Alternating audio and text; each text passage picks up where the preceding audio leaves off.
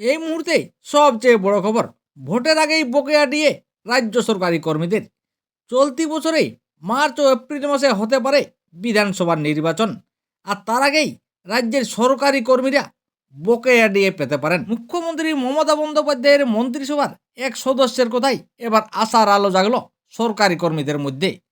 চলতি বছরে বিধানসভা ভোট, আর সেই নির্বাচনে রাজ্যের সরকারি কর্মীদের ভূমিকা যথেষ্ট গুরুত্বপূর্ণ। ভোটেও সরকারি কর্মীরা একটি বড় ভোট ব্যাংক, তাদের সন্তুষ্ট রাখাও জরুরি রাজ্য সরকারের।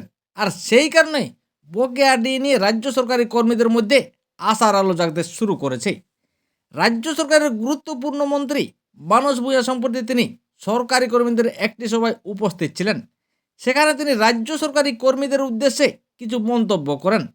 সেখানে সরকারি কর্মীদের কাজকর্ম থেকে শুরু করে তাদের বকেয়া মহার্ঘাত সহ একাধিক বিষয়টি উঠে আসে। রাজ্যের মন্ত্রী মানস ভূঁইয়া বলেছেন, সরকারি কর্মীরা বিভিন্ন জনমুখী প্রকল্পের রূপায়ণে গুরুত্বপূর্ণ ভূমিকা পালন করেন। তাদের অক্লান্ত পরিশ্রম ছাড়া সরকারি পরিষেবা সাধারণ মানুষের দুয়ারে নিয়ে যাওয়া সম্ভব নয়। তাছাড়া সরকারি কর্মীদের ভাতা ও ডিএ নিয়ে সরকার ওয়াকিবহাল। মুখ্যমন্ত্রী মমতা বন্দ্যোপাধ্যায় বিষয়টি গুরুত্ব সহকারে বিবেচনা করছে, আর এতেই আশার আলো জেগেছে রাজ্য সরকারি কর্মীদের মনে।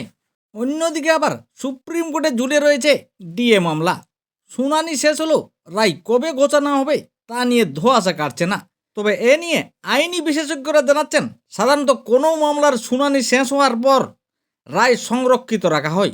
প্রথা অনুযায়ী 1 থেকে 2 মাসের মধ্যে রায় দেওয়া হলেও ডিএ মামলার মতো জটিল ও গুরুত্বপূর্ণ বিষয়ে বিচারপতিরা সময় নিচ্ছেন।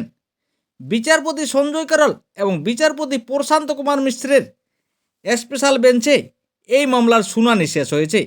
তবে আইনজীবীদের একাংশের ধারণা জানুয়ারি মাসে যে কোনো দিন তা ঘোষণা করা হবে। তাই এখন সুপ্রিম কোর্টের রায়ের দিকে তাকিয়ে রয়েছে রাজ্য সরকারি কর্মীরা।